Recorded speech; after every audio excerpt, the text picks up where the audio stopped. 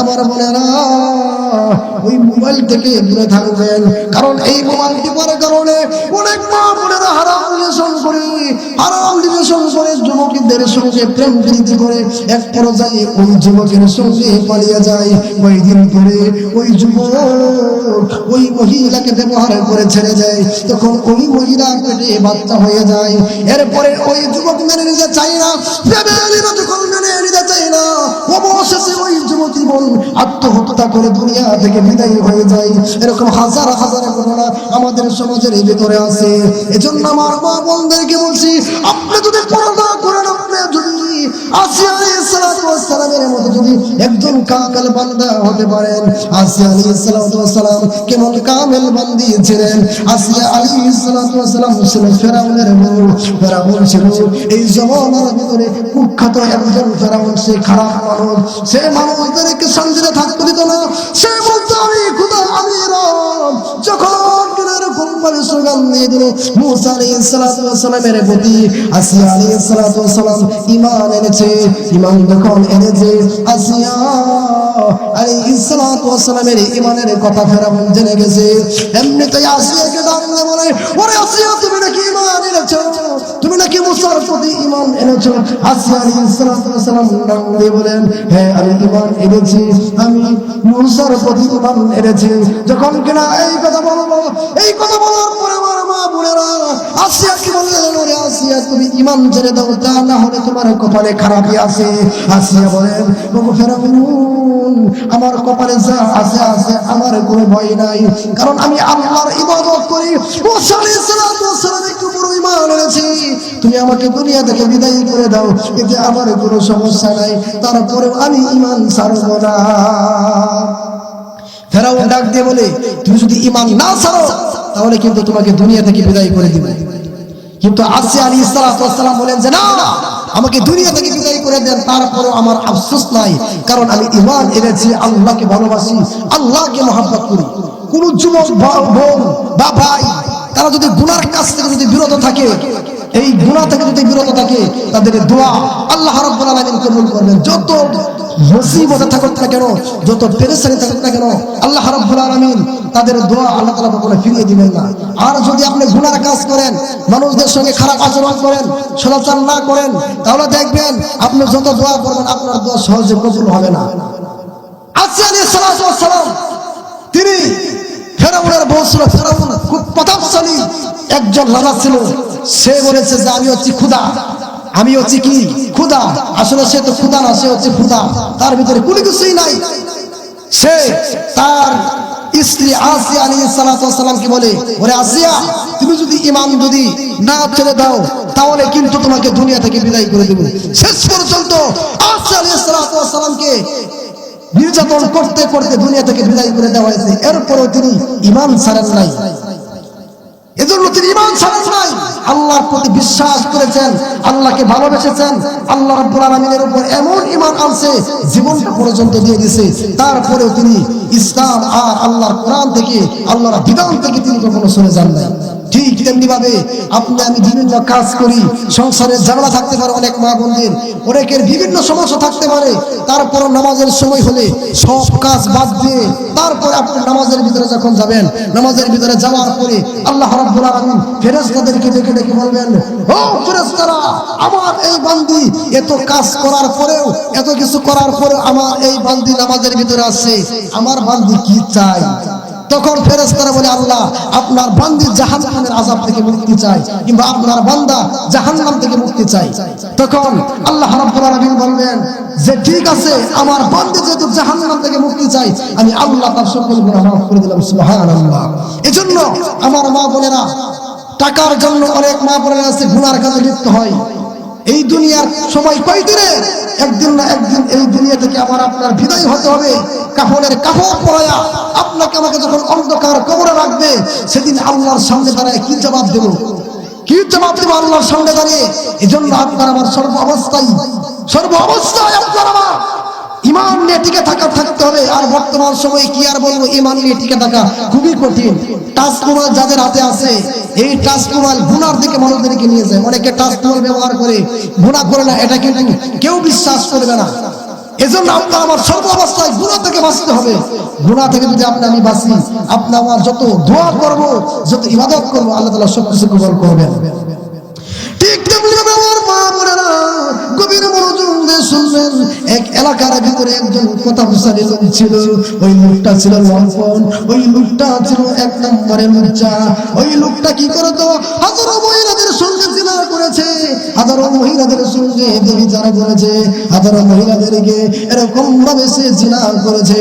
একজন আল্লাহওয়ালা মহিলা, সে আল্লাহর বন্দী, সে ডাকতে বলে, আমার সন্তানেরা 3 দিন ধরে খাবার খায় না, আমার সন্তানেরা 3 দিন ধরে না খাওয়া, আমার সন্তানেরা চোখের পানি ছেড়েছে, কান্দে, আমি মা হয়ে সহ্য করতে পারি না। যখন কিনা ওই মা এক পর্যায়ে ওই বৃদ্ধ লোকের কাছে, লম্পটের কাছে যখন আসে, তখন ডাক দিয়ে বলে, ওগো আল্লাহর বান্দি, তুমি অনেক কামেল মহিলা, তুমি কেন আমার এখানে এসেছো? তখন ওই মহিলা ডাক দিয়ে বলে, আমার 3 দিন ধরে আমার সন্তানেরা খাবার খায় না, 3 দিন ধরে আমার সন্তানরা খাবার খায় না, আমি মা হয়ে সহ্য করতে পারি না। যখন কিনা এই কথা বললো, তখন বললেন যে আমাকে কিছু টাকা দেন, আমাকে কিছু টাকা দেন, সময় মতো আল্লাহর টাকা আমি পরিশোধ করে দেব। তখন ওই লম্পট ডাক দিয়ে বলে, তোমার টাকা পরিশোধ করতে হবে না, তুমি 1 রাতের জন্য আমার সঙ্গে থাকার জন্য রাজি হয়ে যাও। তুমি যদি 1 রাতের জন্য আমার সঙ্গে থাকার জন্য রাজি হয়ে যাও, তাহলে তোমার কোনো টাকা দিতে হবে না। ওই মহিলা চোখের পানি ছেড়ে দিয়ে আল্লাহকে ডেকে ডেকে বলে, ওগো আল্লাহ, আমার এই বিপদের ভিতরে তুমি ছাড়া আমার কোনো উপায় নাই।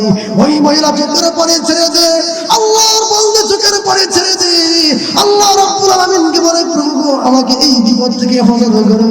ওই মহিলা রাজি হয়ে গেল। ওই লম্পট লোকটা তাকে অন্দর মহলে নিয়ে গেল, বলে, আসো আমার সঙ্গে তুমি রাত্রি যাপন করবে। ওই মহিলা যখন কিনা ওই টাকার বান্ডেলটা যখন মহিলার হাতে দিয়েছে, হাতে দেওয়ার পরে ওই মহিলা চোখের পানি ছেড়ে দিয়ে কান্দে।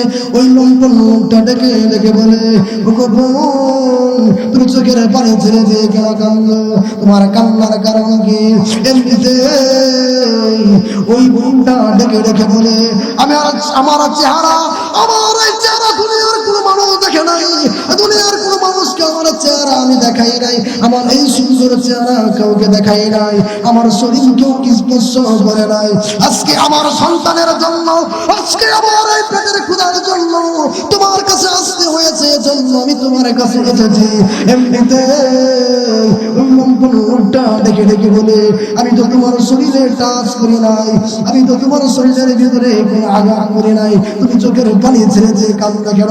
এমনিতেই ওই মহিলা চোখের পানি ছেড়ে দিয়ে বলে, ওগো ভাই, তুমি যে আমার দিকে কোন নজরে তাকিয়েছো, তুমি যে আমার দিকে জিনা করার জন্য এসেছো, দুনিয়ার কেউ এখানে দেখবে না, এই অন্ধকার ঘরের ভিতরে কেউ আমার এই জিনার খবর জানবে না, কিন্তু তোমার আমার এই জিনার খবর একদম জানেন।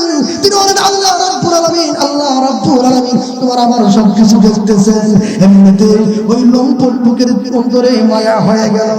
যখন কিনা মায়া হয়ে গেল, মায়া হয়ে যাওয়ার পর ওই লম্পট লোকটা ডাকতে বলে, ওকে বল, তুমি যাও, তুমি টাকা নিয়ে যাও, আমার বাতিজাদেরকে খাবার খাওয়াও, আমি তোমার সঙ্গে অপকর্ম করবো না, আমি তোমার সঙ্গে অপকর্ম করার সিদ্ধান্ত বাতিল করেছি। যখন কিনা এই কথা বললো, এই কথা বলার পরে ওই মহিলাটা আল্লাহ রাব্বুল আলামিনের কাছে শুকরিয়া আদায় করেছে, প্রভু গো, এই বিপদ থেকে আমাকে বাঁচিয়েছো, ও প্রভু তোমার কাছে শুকরিয়া, আলহামদুলিল্লাহ। এমনিতেই ওই লোকটা ডাক দিয়ে বলে, ও বোন, তুমি যে আল্লাহর প্রতি ঈমান এনেছো, তুমি যে আল্লাহকে বিশ্বাস করো, আল্লাহকে ভয় করো, আমি তো আল্লাহর সঙ্গে নাফরমানি করেছি, আমি তো জিনা ব্যভিচার করেছি, আমি জিনা ব্যভিচার করার কারণে আমার এই জিনা ব্যভিচার করে সারাটা জীবন নষ্ট করে ফেলেছি, আমার আল্লাহ কি ক্ষমা করবেন নাকি? আমার আল্লাহ কি আমাকে মাফ করবেন নাকি? ওই মহিলা ডাক দিয়ে বলে, আপনার যদি সমুদ্রের পরিমাণ যদি গুনার কাজ করতে পারেন, গুনার কাজও যদি করেন, আল্লাহ আপনার গুনাহ ক্ষমা করে দেবে। ওই মহিলা ওই যুবক লোকটাকে এরকম ভাবে তওবা করাচ্ছে। তওবা করার পরে ওই লোকটা আল্লাহর প্রতি ঈমান এনেছে, ওই জিনার কাজ ছেড়ে দিয়েছে। এমন একদিন ওই লোকটা যখন দুনিয়া থেকে বিদায় হয়ে গিয়েছে, করেছে। আগের দিনে যখন মানুষ দুনিয়া থেকে বিদায়ী হয়ে যেত, বিদায়ী হয়ে যাওয়ার পরে আগের দিনে এমন একটা অবস্থা হতো, যদি লোকটা নেককার হতো ওই লোকের বাড়ির সামনে ওই লোকটা ভালো এরকম কিছু লেখা থাকতো। যদি লোকটা নেককার হতো তার ওই বাড়ির সামনে লেখা থাকতো এই লোকটা হচ্ছে নেককার, এই লোকটা হচ্ছে নেককার। আর যদি লোকটা বদকার হতো, আর যদি এই লোকটা নাফরমানি করে দুনিয়া থেকে বিদায়ী হয়ে যেত, তার বাড়ির সামনে লেখা থাকতো এই লোকটা খারাপ মানুষ। এরকম ভাবে যখন কিনা ওই লোক দুনিয়া থেকে বিদায়ী হয়ে গিয়েছে, সকল মানুষরা যখন ওই লোকের বাড়িতে গেল, গিয়ে দেখবে তার বাড়িতে লেখা আছে কয়েকটা আরবি অক্ষর লেখা রয়েছে, কয়েকটা আরবি অক্ষর লেখা রয়েছে। সেই অক্ষরের ভিতরে লেখা রয়েছে আল্লাহ রাব্বুল আলামিন এই বান্দাকে ক্ষমা করে দিয়েছে। সবাই অবাক হয়ে গিয়েছে, এই লোকটা সারা জীবন ভর নাফরমানি করেছে, এই লোকটা সারা জীবন ভর গুনার কাজ করেছে, এই লোকটা সারা জীবন ভর মহিলাদের সঙ্গে জিনা বেবিচার করেছে, এই লোকটা সারা জীবন ভর মানুষের সম্পদ লুটে গিয়েছে। তাহলে তার বাড়ির সামনে কেন লেখা এই লোকটা নেককার? এখানে তো লেখা দরকার ছিল এই লোকটা বদকার। এমনিতেই ওই গণনা করে ওই মহিলার কাছে গিয়ে বলে, ও মহিলা শুনো, এই লোকটার সামনে নেককার লোক কেন লেখা রয়েছে? এমনিতেই ওই মহিলা ডাঙ্গে বলে, আমার লেখার কারণ হলো আমার সঙ্গে এই লোকটা জিনা বেবিচার করেছে। জিনা বেবিচার যখন করেছে আল্লাহর কাছে লোক তওবা করেছে, আল্লাহ রাব্বুল আলামিনের কাছে তওবা করে ওই লোক সুবহানাল্লাহ হয়ে গেছে, ওই লোক আল্লাহ রাব্বুল আলামিনকে ভয় করেছে। এজন্য তার ওই বাড়ির সামনে লেখা রয়েছে এই লোকটা জান্নাতে। তার মানে প্রমাণ হলো সারা জীবন ভর যদি আপনি নাফরমানি করে আপনার জীবন যদি শেষ করে দেন, সারা জীবন ভর যদি আপনি অন্যায় বিচার করে যদি আপনি জীবন শেষ করে দেন, আল্লাহর কসম করে বলি আপনার গুনাহ যদি পাহাড় সমতুল্য হয়, আপনার গুনাহ যদি পাহাড় সমতুল্য হয়, চোখের কোনা পানি ফেলে যদি আল্লাহর দরবারে কাঁদেন, আল্লাহ রাব্বুল আলামিন আপনার সকল গুনাহ ক্ষমা করে দিবেন। চোখের পানি ছেড়ে দিয়ে আল্লাহর দরবারে কাঁদতে হবে। কারণ হাদিসের ভিতরে আসছে যদি কারো কান্না না আসে তারপরে তাদের কান্না আসার ভাব করতে হবে, চেষ্টা করতে হবে যে আমার চোখ দিয়ে যেন পানি বের হয়। যখন কিনা আপনার চোখ দিয়ে পানি বের হবে, আল্লাহ রাব্বুল আলামিন ওই চোখের পানির কারণে ওই জাহান্নামের ভিতরে যখন আপনাকে ফেলে দেওয়া হবে, জাহান্নামের ভিতরে ফেলে দেওয়ার পরে আপনার ওই এক ফোঁটা চোখের পানি জাহান্নামের ভিতরে আল্লাহ রাব্বুল আলামিন যখন নিক্ষেপ করবেন, সঙ্গে সঙ্গে জাহান্নামের আগুন নিভে যাবে। আল্লাহু আকবার। এজন্য যত বড় বড় আল্লাহর ওলি, যত বড় বড় আল্লাহর ওলি ছিল তারা চোখের পানি ছেড়ে দিয়ে কেঁদেছে। হ্যাঁ, আয়েশা রাদিয়াল্লাহু তাআলা আনহা, খাদিজা রাদিয়াল্লাহু তাআলা আনহা, সুমাইয়া রাদিয়াল্লাহু তাআলা আনহা, যত বড় বড় সাহাবী ছিল তারা চোখের পানি ছেড়ে দিয়ে সারা রাত কেঁদেছে। আপনি যত গুনাহ করেন না কেন, আপনি যত নাফরমানি করেন না কেন, আপনি যদি আল্লাহ রাব্বুল আলামিনের কাছে ক্ষমা চান, আল্লাহ রাব্বুল আলামিন আপনাকে ক্ষমা করে দিবেন। এজন্য আমার মা বোনেরা এবং যুবক ভাইদেরকে বলবো, যত পারেন তত বেশি আপনারা আল্লাহ রাব্বুল আলামিনের দরবারে চোখের পানি ছেড়ে দিয়ে কাঁদবেন। কারণ আল্লাহ নবী সাল্লাল্লাহু আলাইহি সাল্লাম জীবনে কোনোদিন গুনাহ করেন নাই, তারপরও তিনি 100 বার, কোন হাদিসে আছে 70 বার তিনি তওবা করেছেন। আমরা কত গুনাহ করি, শত শত হাজার হাজার গুনাহ করি, আমাদের দিন 1000 বার 2000 বার তওবা করা দরকার। এজন্য তওবা করতে হবে। আস্তাগফিরুল্লাহাল্লাযী লা ইলাহা ইল্লা হুয়াল হাইয়ুল কাইয়্যুম ওয়া আতুবু ইলাইহি লা হাওলা ওয়া লা কুওয়াতা ইল্লা বিল্লাহিল আলিয়্যিল আযীম। যদি এটা না করেন তাহলে আস্তাগফিরুল্লাহ পড়বেন। যখন কিনা আপনি এরকম ভাবে তওবা যখন করবেন, আপনি যখন কিনা এরকম ভাবে আল্লাহ রাব্বুল আলামিনের কাছে ক্ষমা চাইবেন, আপনি যদি সারা জীবন বড় নাফরমানি করেন, আপনি যদি